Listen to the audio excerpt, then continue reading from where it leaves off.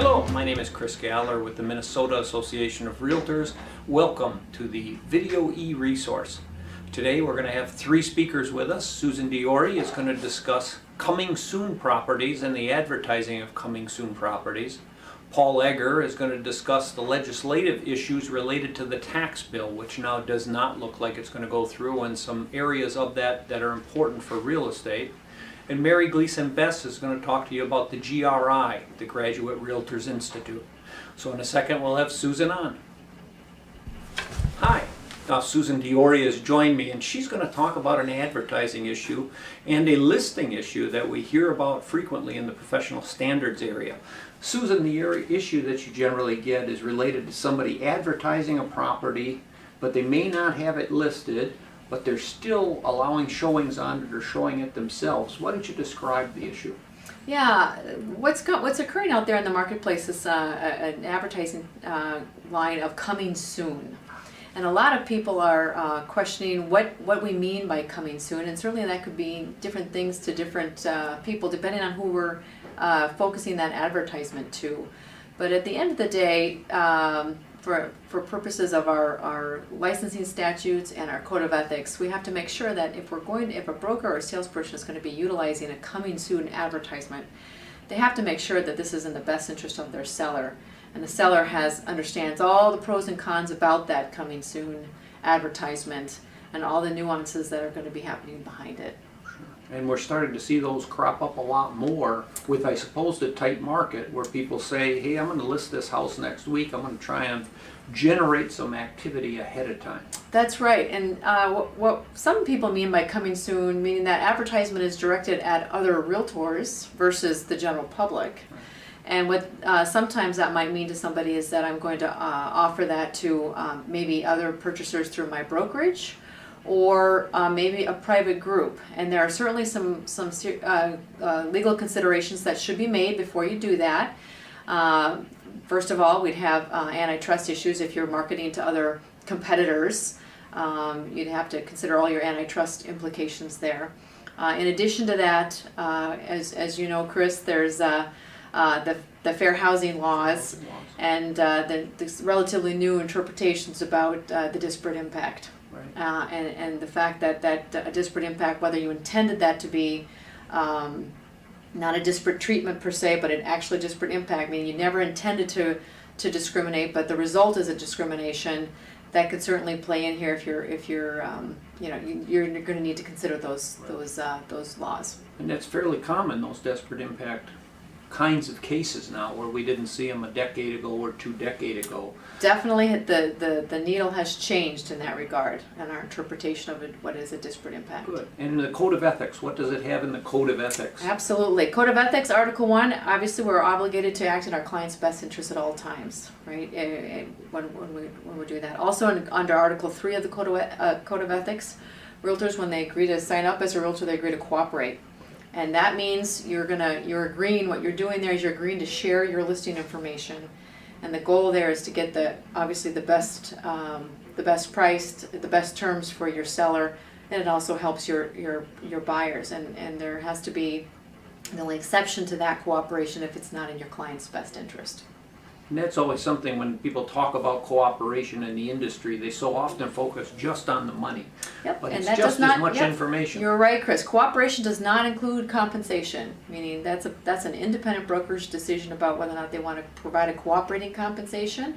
But cooperation, what we're talking about in Article 3 is, we're agreeing to allow showings of our listings, we're allowing data to be shared about our listings and things of that nature. Good. And you're writing an article on this that'll appear in the September newsletter. Yes, I am. Perfect. So if you want more information on this, Susan Diori, legal counsel for the Minnesota Association of Realtors, who's also writing an article on coming soon properties. Thank you. Now I'm joined by Paul Egger, our Vice President of Governmental Affairs, and we're going to talk to you today about the fact that a special session is not going to happen, or at least indications right now, because Paul's in that field every day and we never know for sure what's going to happen day to day, but at least right now they've indicated no special session. Now a lot of people will say, well, that's fine, we don't need anything done, it's just fine. The difficulty for real estate is we have some issues that are in the tax bill that we really would have liked to have seen passed this session to help not necessarily ourselves, but to help our clients with tax issues. So Paul, why don't you explain what the kind of happened with the tax bill, and then we'll discuss what was in it. Yeah, I mean, good question. It was an interesting summer, to say the least. Typically, if there's going to be a special session of the legislature, it usually occurs before the end of July. And that's because July is the end of the fiscal year for the state, and so a lot of times, or June 30th is the end of the fiscal year, but August 1st is when a lot of the policy bills kick in, and so oftentimes that's kind of the de facto deadline for a special session coming together. And that date passed, and there was still talk by the governor and the legislative leaders about the special session. And there were really three big things that were on the table that they wanted to address. One was the tax bill, which passed actually with broad bipartisan support, but the governor let it be pocket vetoed, meaning he didn't sign it, and so a period of time passes at the end of session, the governor doesn't sign a bill, and it's therefore vetoed because of a drafting error. Bill was put together in the last minutes of the session, and there was a roughly $100 million mistake in the bill, and so the governor said he wasn't going to sign it unless they could correct the mistake, and he wasn't going to call a special session unless they were going to do a bonding bill in that special session. And then as the summer went on, there were other items like transportation, particularly the light rail issue got kind of intertwined with that whole discussion. And so periodically we'd get updates through the media predominantly on will they or won't they have a special session. The reason it was important to Realtors is the tax bill contained federal tax conformity, and this is an issue that we've talked a lot about over the last probably 5-6 years or so, because there's a provision called mortgage debt forgiveness that's part of the federal conformity package. And really what that is, it's ensuring that people that are going through a short sale and their lender has forgiven some debt to allow them to move forward, that debt isn't treated as income for tax purposes, which is the default in the law. And so in December, the federal government extended this tax provision for federal tax purposes, so people aren't going to be taxed on that phantom income at the federal level.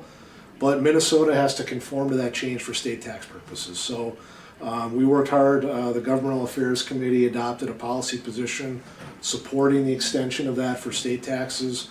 So we testified in favor. We talked to legislators. There was good support for it.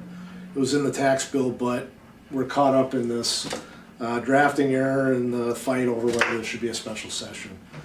It's still possible there could be one after the election called it's called a lame duck session. That doesn't happen in Minnesota very often. In my years in state government, I can't recall another example in 15 or so years, but it's possible. There's discussion, but it's more likely going to have to be an issue that waits for till the January or the session in January. Right, and when they meet in January, they'll have new legislators, quite a few, it looks like, because of retirements, if nothing else. And they could pass something retroactively at that point. They could, and actually the tax bill this year had a retroactive date for that provision, so it would have taken care of tax year 15 and 16. So when they come back, whether it's sometime before January or for the regular session, we'll certainly be advocating for that retroactive treatment. Good, terrific. Thank you, Paul. If you want more information on that, you can look at the legislative update, which is on the minrealtor.com website. Thanks. Now Mary Gleason-Bess has joined us. Mary is our Director of Education, and she's worked hard on building a new revised GRI program. Mary, why don't we start with, what is GRI? Right, the GRI stands for Graduate Realtor Institute. It is a designation for realtors certified by the National Association of Realtors, and it's administered on the state level. Good. And what would be the difference between that and general continuing education? This is really specific to the kinds of skills and information that realtors need to ramp up their practice It's everything from client counseling, marketing, pricing, very specific to the industry, negotiation, contracts. It covers a range of topics. And these are issues that wouldn't be license related, so it's not state laws, although there's probably some state law Yeah, some of information that's in there. it gets state specific, Okay. especially contracts Oh, there and you go. agency, if you're that sort of thing, which is why it's administered on the state level. And it all, the 3-hour courses all also are approved for CE with the state of Minnesota. So they get CE plus at the end if they get so many, and how many credit hours does it require to get the It's GRI? a minimum of 60. 60 hours. Yep, most classes are 3 hours each, and realtors have up to 5 years Good. from the time that they take their first GRI class till they earn their designation. So it's a good demonstration to consumer that you've committed over and above the minimum to be in the business to get more information and knowledge. Absolutely, that's a really good point. And when people earn their GRI designation, we give them PDFs of marketing materials that they can show consumers. They can sit down with consumers and tell them what the extra education they've received in their expertise. And there's also even a little video that NAR has put together that consumers can show, that realtors can show consumers so that they can get a little quick That's view good. of it. That's Yeah, it's good. great. Super. If people wanted to take a GRI class, where would they go to find it? They can go to our website. We've started scheduling them in the fall. So it's mnrealtor.com under professionalism and education, MNAR classes. Perfect. Or they can call me. Or they can call That's Mary. fine too. Terrific.